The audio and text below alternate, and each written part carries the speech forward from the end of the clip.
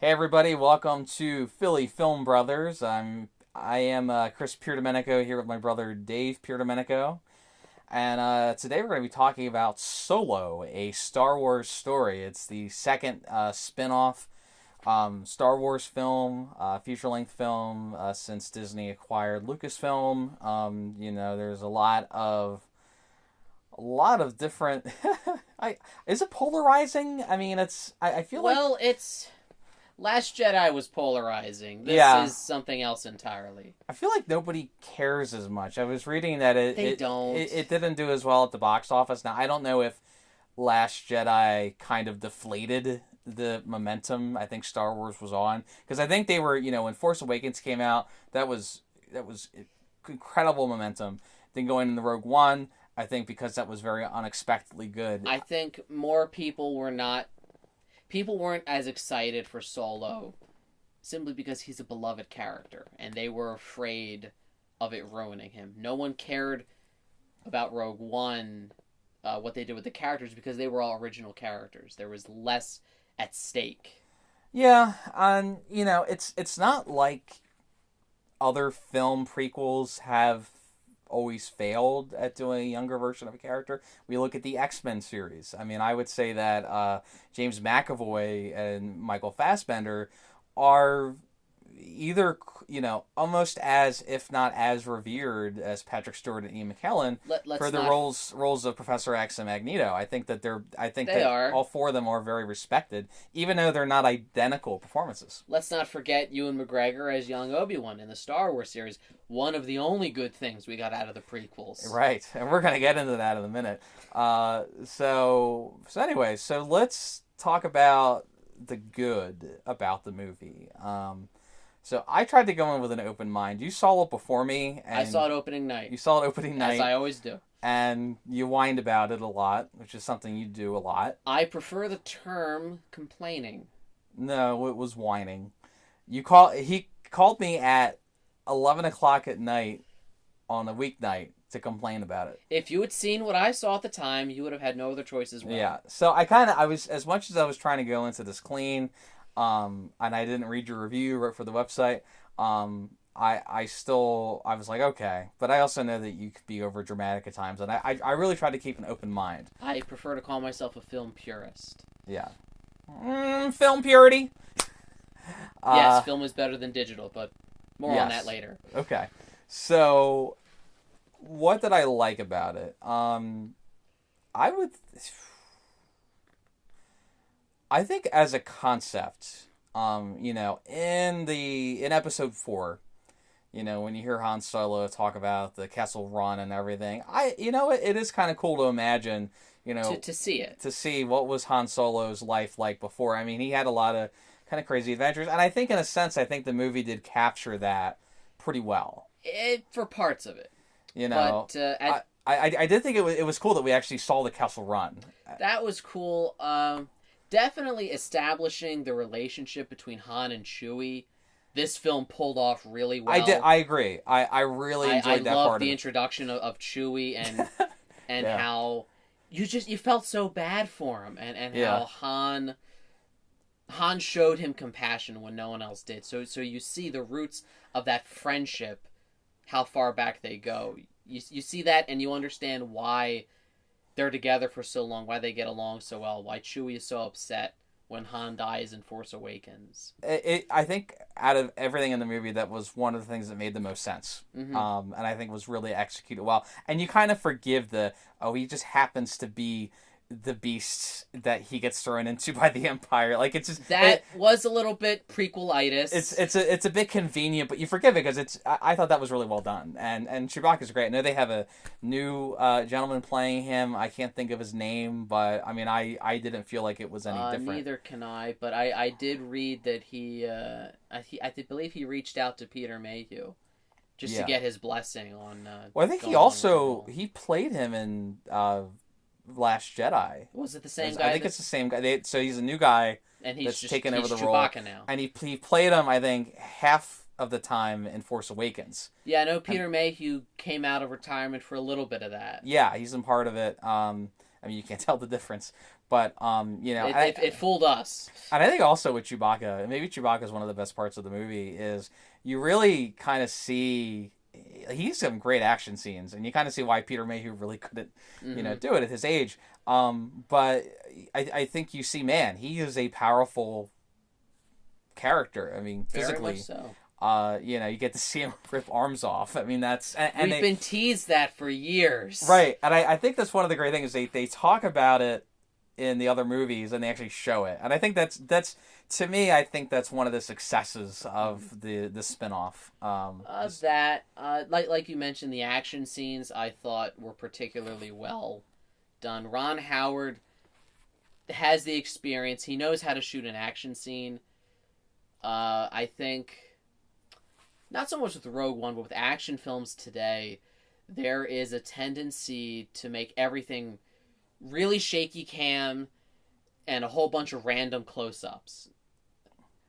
Yeah, and no. It's very jarring. I think that the action in this was very... I felt the epic scope of it in whether it was the battle scene with the Empire at the beginning where Han is enlisted with them, whether it was the slave revolution on that planet they went to get right. the energy crystal things. Yeah. The new fancy thing they needed. The what do they call it? The MacGuffin. The MacGuffin, that's right. Yeah. The MacGuffin, yeah.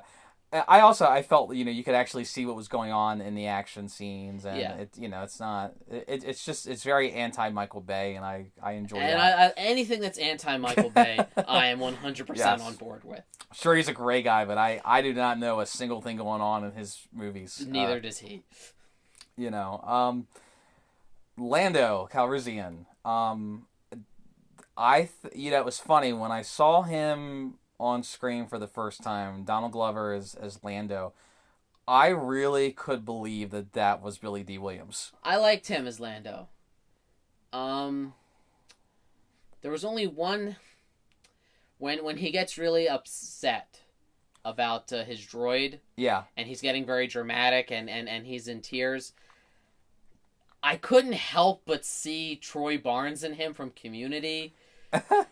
In moments like that when he would cry or get really dramatic, but I don't think that was as much an issue with his performance as it is my own bias. Your association with Community. My association with seeing him in Community. And I've seen a lot of Community at this point, but you probably have seen every episode of Community. Many times. But I really, he had the voice down. He did. He had the mannerisms. And really, I think, and to kind of segue into... that was kind of everything I thought that was good about the movie. To segue into the negative, I felt like he wasn't in it enough. I mean, he's barely he gets introduced towards the end of the second act, and then he's gone before the climax. And I thought that and by the way, this is gonna have spoilers in this. We didn't mention that earlier, but thanks for saying that now. Right? Yeah, get out now while you can. Han dies. Spoiler. I thought when Han is being confronted by, you think that they are space pirates, but they're good space pirates. They call them Marauders. Marauders, yeah. Now here, okay. Hold your thoughts on them. What I want to say is that we'll get to them, but when Han is like, and I thought, for the most part, I thought that Han. The gentleman that played Han Solo pulled it off pretty well, and he would lie about stuff and try to it was clearly Han Solo in a lot of ways, and I thought that I laughed when he's like, yeah, we got all these people here, they're gonna come out, and then Lando and then it just takes off. That was really funny. That was that got a very loud laugh out of the audience. I mean, that was great. When but I saw at the same time, there were so many scenes in this where I felt like I really wanted to see the adventures of Han and Chewie and Lando. And it didn't feel like that. It felt like... From this movie, this is about Han Solo pre-Star Wars. Yeah. But in this film, he gets caught up in this group of marauders rebellion against this pseudo-empire group. And it just feels like the moral of the story for Han was learning to care about a cause and growing to not only think of himself, but to think of others. Except that's the same story arc he goes through in the original trilogy. This is supposed to be Han before New Hope. True. We didn't need any of the rebellion stuff. It felt like they were doing the same rhetoric they did in Last Jedi or in Rogue One about rising up to the man, but that's not what Han Solo was about before New Hope. I agree. I like the, okay, he was involved in the Empire. I like those little That things made there. sense. That made sense. But as far as the themes, and I think really what Disney's done is they saw the response to the prequels, and they're like, all right, Star Wars is good when they're fighting a rebellion. That's when Star Wars is good. But that's not the message to take away from. I agree. I'm just saying that is their mindset, that they feel that the Star Wars films will be successful if that is a recurring theme in a majority of them. I would like to see some that are, and it wasn't in this one as much. To be fair, Han Solo, this did get him starting to think about that. But then you could argue in A New Hope, it sort of solidifies it. True. I felt like this wasn't the film to do that in. I guess not. This should have been an action-packed Italian job, Ocean's 11 in space with Han, and pulling off some sort of heist. And it was in parts. Only parts, though. Can I tell you that I really am getting tired, and it's not even the Star Wars films, because I think this might have been the first, unless I'm mistaken. But I hate it. I think I've read about this before, but I would say since The Sixth Sense, there has been this tendency to have this twist in the end, where there has to be a twist, right? And in a lot of movies, the villain, I would say even in the last 15, 20 years, the villain is someone that you think is a good guy and then completely changes and is a bad guy. That's quite common. And that, I want to credit Doug Walker, I think, brought it up first. But the third act and the third act twist and the sort of true villain reveal. Yeah, and I think it works sometimes, but I think it's almost become a cliche in and of itself. At this point, I would say. Because the Marauders, they try to paint, and initially they paint them as villains. Yeah. But then when they land, the girl takes off her helmet and she's this young teenage girl and suddenly she's sympathetic. I was trying to figure out, is that somebody I was supposed to know? I thought that too. She's not. But here's the thing. It doesn't make sense to the film's own internal logic. Yeah. Because those are the same people that attacked them when they were getting the coaxium, that's what it's called. The MacGuffin. The MacGuffin. When they were robbing the train from the Empire, they were attacked by them. Mm. If they're the good guys, if we're supposed to be sympathetic towards them, why did they not reveal that then? Why did they let them be mindless villains in that scene, but then not later? I think that they were the good guys in that scene. They were trying to prevent the coaxium from being, distributed in some way. But it felt as if they were the villains in that scene. It did, but how? They looked kind of creepy. They were fighting to the death with. I mean, how many crew members did they lose in that battle? You're talking about? I'm talking about Woody Harrelson's. Harrelson's crew. He lost 2 people in the fight with them. Why was there no resentment towards them for that? Well, I mean, Woody Harrelson's character is complicated, which is a whole other issue. When his wife/girlfriend died in that heist. Yeah. It felt like he put him mourn her for a second. Lando was more upset about his droid dying. Right. Than he was about his girlfriend. Yeah, and there are moments in this film I think Woody Harrelson's great. And he's great at playing a scoundrel. He is. We saw a lot of Hey Mitch. Very much so. In this, and that was cool. But I just felt he was very inconsistent, and I'm the bad guy, and maybe what they were trying to get at is kind of what he says in the movie is you can't trust anybody. Yeah, but I didn't really see a rationale for it. Wasn't towards the end of the film. It just. I wrote this in my review, but it felt like they were betraying each other so frequently that it felt like that South Park episode where they spoof Game of Thrones and there's the betrayal garden. Yeah. That everyone is, I can't let you do that. I'm the bad guy now. Woody Harrelson pulls a gun on him, and then, Paul Bettany betrays them, and then Emily Clark betrays them, and then all of a sudden Woody Harrelson's back on their side again. And then he's not. And then yeah, it's, and It just I got think ridiculous. I think with the other problems, I mean that's kind of the film this is. I mean it's almost like a pirate film. It's like a space pirate film. Always, when you think back to the Pirates of the Caribbean movies, the good ones, it was kind of like that where people were betraying each other. But it's not a space pirate film. It turns itself into a rebellion against an evil empire film. You can't do both. I agree. Be one or the other and commit to one or the other. Rogue One was the rebellion against the evil empire film. If you wanted a true space pirate film, make it a true space pirate film. Yeah. Exclude all that other nonsense. I agree. And the other issues I had, I didn't think that the dialogue. What was the guy that Jon Favreau played? Oh my god, the most annoying alien in history. Which I feel like he desperately wanted to be Rocket Raccoon. He did. His name was Rio, by the way. Rio. I couldn't tell if his dialogue was ironically bad or just bad. But it's just kind of every cliche. He was kind of like a. Felt like I was watching a Power Rangers villain. It did. He was cracking jokes, but they weren't even like dad corny joke funny. They were just lame. Yeah, I felt that the chemistry of the characters in the beginning, like I keep wanting to call him Haymitch, Woody Harrelson's character, and his wife. He's just Woody Harrelson. Woody Harrelson and Tandy Newton. Right. I felt like there really wasn't much chemistry there, and there wasn't a sense of loss when she died. That's what I mean. I didn't even know why did she have to die? Because the Marauders were there. Because that's when they were the bad guys. Before the script decided to change them to good guys. She was trying to derail the train, but weren't they trying to It made no sense. I don't know. I thought that was stupid. Like it just kind of like, oh, it just happened. And I was glad though that Rio was not in the film. That when he died, I felt bad for him. Like I nearly applauded.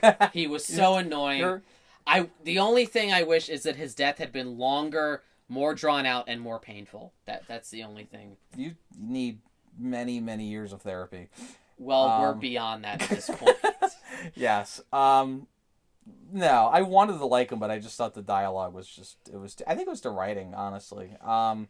Maybe it had something to do with the reshoots. It was less obvious in this than it was in, say, Justice League. Yeah. But there were scenes where the comedy felt a little off the wall.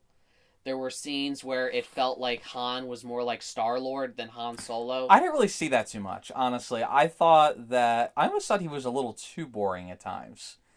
Han Solo, and there moment when you see him kind of make up something to get out of a situation, I think that's really when he shined. But that's when he felt like Star-Lord. No, there were moments where he would try something, it would go wrong, or he would seem not very confident, and that's not who Han Solo is. Han Solo is always the coolest guy in the room, and I didn't always see that. Well, but he's younger in this one, and the thing is that he because he's supposed to be 20 or something, something like that. Yeah. I really felt like because this is supposed to be supposedly 7 years before New Hope. 10. Is it 10? Okay. Because he kind of felt more like high school Han, which I would buy that. I'm like, okay, I can buy that this is like young and inexperienced, junior or senior in high school Han Solo. I did like how he got his name. I thought that was kind of cool. I know it kind of was a little cheesy, but there were a lot of winks to the audience in this. But I'm like, okay, that's I didn't want them to do that, and I'm like, okay, I kind of like that because otherwise it just seems kind of it's like if they named Luke Skywalker like Luke Starkiller. It's kind of these ridiculous names, and it kind of makes sense where Han Solo because he's Solo, I thought it could make sense. So we have to get to the ending. You mean the thing that made the film go from passable okay to the worst Star Wars movie since Attack of the Clones? Tell us how you really feel. Eloquently phrase it. So before we get to that, I do want to say about the maybe we'll talk about Darth Maul's appearance at the end. Surprise appearance. Now, when that hologram showed up, so I thought, okay, Emilia Clarke's gonna betray. First of all, why doesn't Han? I didn't understand why Han went down the elevator without her. It's like, oh, I'm right behind you. She said she'd catch up, but of course. But why? What did she have to catch up about? Like that seems shady. Because the screenwriters needed another opportunity for another betrayal because they were so close to their quota of 10 betrayals per film. Yes. And they needed to match that. Of course. You know what? And you know what? I like them as a couple, but the whole time I'm like, well, they're not going to stay together either. She's going to, because he's going to end up with Leia, and the chemistry between them was not. It wasn't Han and Leia. Well, no, it wasn't Han and Leia, but it was different. And as much as I like Emilia Clarke, you see it in this too. She has struggled in any role that's not Daenerys, and I don't know if it's her. I don't know if it's that she's just not being given the right material to work with. Yeah, she's had some trouble. She hasn't done well in non-Game of Thrones. Pretty much anything but Game of Thrones she struggled with. So when that hologram first shows up, I'm thinking, oh, is this the Emperor? I thought maybe because what are they called? Crimson Tide. So Crimson Tide wasn't that the name of that submarine movie in the 80s? I don't know. Crimson Skies. One of there's. You know what's funny though? So Crimson Tide, that's the gang, and what was the villain's name? I don't know what the villain's name was, but who cares? It's funny. I'm watching. I'm like, that guy looks like Vision. Yeah. And then I saw the credits, like, oh, it is Vision. Okay. You didn't recognize him from his voice? I thought like maybe it was him, yeah. But he looked like his cat clawed him. Well, Scarlet Witch got a little out of hand. Oh boy.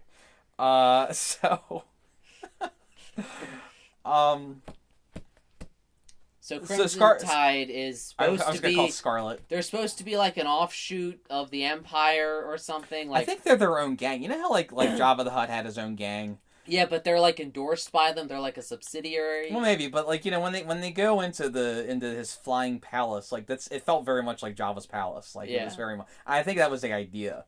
Which, by the way, I would have much preferred to have seen like Han working for Jabba the Hutt and kind of seeing what. Yeah, how was that the one person we didn't see pop up? Well, apparently that's how the film ends. Is that? Well, yeah, because they're spoiler alert, they're planning a trilogy because Disney doesn't care. Are they? They're not doing a trilogy. Yeah, they are. Are they doing a Han Solo trilogy? He has signed on for 2 more films. Oh, for crying out loud! Oh, we're gonna see Darth Maul again, aren't we? Of course we are. So yeah, let's get to the scene that made absolutely no sense. Yeah. Now, I was under the impression that I know he was killed at the end of Phantom Menace. He was Obi-Wan did to him what Thanos did to the universe. And spoiler alert. He falls to his death. Yeah. So I always thought that shot was pretty freaky. It was, but I loved it. And that was a hell of a fight. Yeah, no, it was. The Qui-Gon, Obi-Wan, Darth Maul fight. No, I think that's one of the best parts of the prequels is that fight. Definitely. But he's dead. Now, I had heard, I didn't really get into the Clone Wars cartoon or the Rebels cartoon or any of the books or other media around Star Wars. I pretty much just focus on the films themselves. I knew they brought him back, and apparently he was brought back in Rebels.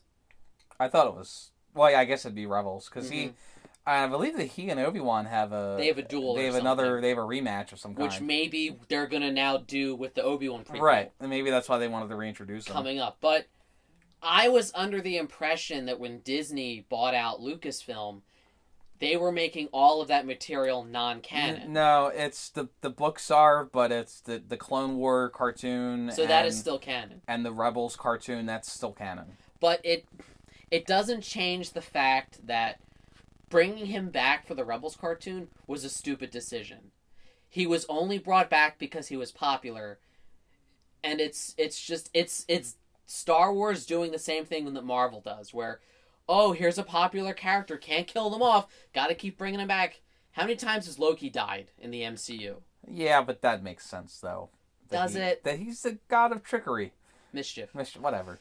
But it felt, when I heard that they brought him back in the show, I thought how stupid that was. I'm glad I don't watch the show. I'm glad the stupidity of that doesn't encroach on the films. And when I saw him in the film, I almost stood up and yelled at the screen. I didn't. I contained myself.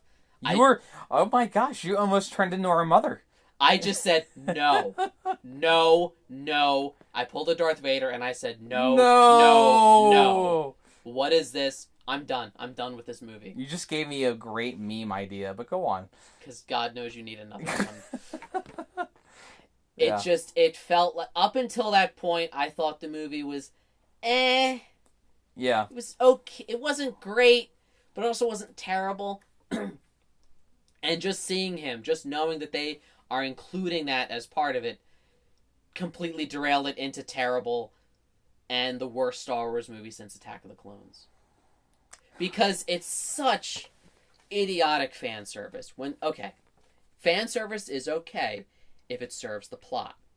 Mm-hmm. Vader in Rogue One. Fan service, but it served the ultimate plot. It made sense. Yoda in Last Jedi. Fan service, but it served the ultimate plot. Makes sense. It made sense to the story, and it helped move Luke along to the next step he needed to take. Mm-hmm. What did Darth Maul add to the story? Other than, oh look, there's Darth Maul. He's still in it. Yeah. It was fan service for the sake of fan service. It was cheap. It was stupid, and it made this movie terrible. It just reminded me how bad Episode 1 was, because I'm like, because you kind of, it's a different universe, and I know they try to bridge it. They do try to bridge the first two trilogies together. They do. But to me, it just reminded me of like, oh yeah, that's right, that was that bad one. And if Disney was trying to distance themselves from the prequels, including Darth Maul was one of the worst ways they could have done that. But it could have been anyone else, Literally any other character. It could have been Jabba. Yeah. It could have been any other character, and it would have made more sense. But they did it for the fan service. I just can't wait for the next one where you find out the villain was, Watto. He was the one pulling the strings. All along. He's secretly a Sith, and that's why the Jedi mind trick didn't work on him when Qui-Gon tried it. Exactly. Oh, that does make sense. Oh my God, Disney, do not listen to this and get any ideas. So, and I was thinking about it as I was watching the movie, they are committed to doing a Star Wars movie every year. Or at least right now they are. And we've got this one this year, we got Episode 9 next year, we got the Obi-Wan prequel the year after, and Boba Fett after that. And between now and then, they're going to announce about 20 more. Yeah, and they probably are. As I was watching it, I think a film, this is just my opinion, like a film is an epic event in some way. You know what I mean? It's an epic event. It is. And the original trilogy and even the prequels, I'll argue, were epic events. They were events. Epic in one way or another, but yes, they were events. And I will even say, George Lucas, for all the flack he gets, he is a good writer. Now, he's not a great dialogue writer. He's a good idea person. He's not a great plot writer, but he's good at scene construction, not so much. But as far as creating the prequels to explain how the Empire started, was brilliant writing. Was brilliant writing. And as much criticism I had for Force Awakens for basically being a remake of New Hope, episodes 1, 2, and 3, plot-wise, were very different from 4, 5, and 6. They were their own unique stories, which you do have to credit Lucas with enough fan service to kind of reference the original trilogy, and and it just seems now like there's not any original ideas that I'm saying. Oh, I forgot to mention one of my favorite parts of Han Solo was I feel like anytime they do a Star Wars movie, like, they need to get a sassy droid. It's the new norm. And what was it? Was it L9? Something like that. I don't know. But I just thought it just made me laugh. Like, it's like the social justice bot. And I gotta tell you, I thought one of the best parts of the movie was the droid revolution. When it just releases everyone in the that planet. Yeah, well, it's that it's freeing all these people, but I just thought it was great that the robots were turning on everyone, and she wanted them to be free and was taking off the what do you call it, the whatever was controlling their computer brains. I just thought that was great that she just started this chaos there, and I it worked for me. I almost I think that was one of the best, It was one of the better scenes. one of the better original ideas that current Star Wars. Because why haven't we had that before, right? But they're few and far between now. They are, yeah. And my issue is, as I liked Rogue One. Ultimately, Rogue One wasn't necessary, but to be honest, none of these spin-offs are. But at least Rogue One sought to tell something of an original story with original characters. Why is it that every other spin-off they've announced is just the backstory to a character? Why can't we get more spin-offs with original characters set in a part of the Star Wars universe, but delving into a different part we haven't seen before? I guess you're right, because aside from Rogue One, there's not really any other one. Solo, Boba Fett, Obi-Wan. That's the lineup we've got. Although, to be fair, we really don't know much about Boba Fett. So. Do we need to? The whole reason of his appeal and why people liked him was the mystery to him, was the ambiguity. Yeah. But there's really not that much to him. He just, people liked him because he looked cool. They did, and he fought cool. That's it. So I think we're gonna know what he did after high school. We're gonna know where he went to school, to college. We're gonna know how he became a bounty hunter. Darth Maul's probably gonna pop up somewhere. He'll probably go to Tatooine and Naboo. Just cause. You know what though? I will say this: that if they play that really cool music, you mean the Duel of Fates? Duel of Fates, really cool music. I will forgive it. If a movie has that song in it, I will forgive the movie. You're where all three prequels have it, except for them. Any new movie that has that, fair enough, will be cool. Fair enough. I don't know what I'm saying. Anyway. So, yeah, I mean, I was not, clearly as emotionally harmed as you were by this. I thought it was cool. I mean, do we need a Han Solo trilogy? No, we didn't need this one. Will it be interesting? Like, I hope we just see more with Han Solo and Lando, because they benched him most of the movie, but they did that with the intention of doing this trilogy. Yeah, and if I don't know, it just, which I don't know that they will do now. It depends on how it does. I know that because of the reshoots, this movie was the most expensive Star Wars movie to date. Oh, really? Because they had to reshoot 80% of it after principal photography was almost done. So estimates I heard was that it went up to nearly $400 million, which the most expensive movie before that was Force Awakens at about $215 million. Well, That's double. They can pay for it. All the money they made off Infinity War. They can, but here's the thing: this movie, between that $400 million budget and marketing, it's got to crack almost $1 billion just to be profitable. Yeah. So it might make Disney hesitant. Maybe, I'm not saying they're not going to keep doing the Star Wars movie every year, but they might cancel the Han Solo trilogy and just deem it as not economically feasible and do other spin-offs instead. Well, maybe that's not a bad thing. It wouldn't be. Yeah. But I'll say this, for all my negativity, I took away a positive thing. Yeah? At least from here, the only way we have to go is up. So the next Star Wars movie and the next spin-off have to be better. Because there's no way they can't be. I didn't think it was as bad as that. What I was going to say is that I think, I'm watching this movie, and, movies need to be epic. And I felt like if I was watching this on TV, if this was like a show, like a Star Wars show, I think I'd be a lot more forgiving of it. But it's that it's supposed to be a film. It's a cinematic experience. I saw it as, you know what? If this was a Star Wars show, I would think it was awesome. I would think, like, oh, this is really cool. But I think to do it in the format of a movie, I think, is a mistake. And I think, movies should be special. And I think that the original trilogy, and I even think the prequel trilogy, in a lot of ways, they were really special, that they were unique in some way. Part of it is that we are getting a new one every year. It's it's hard for them to be special and unique when there's just so many of them. I remember I was in 4th grade when Episode 1 came out. I was in 7th grade when Episode 2 came out, and then I was in 10th grade when Revenge of the Sith came out.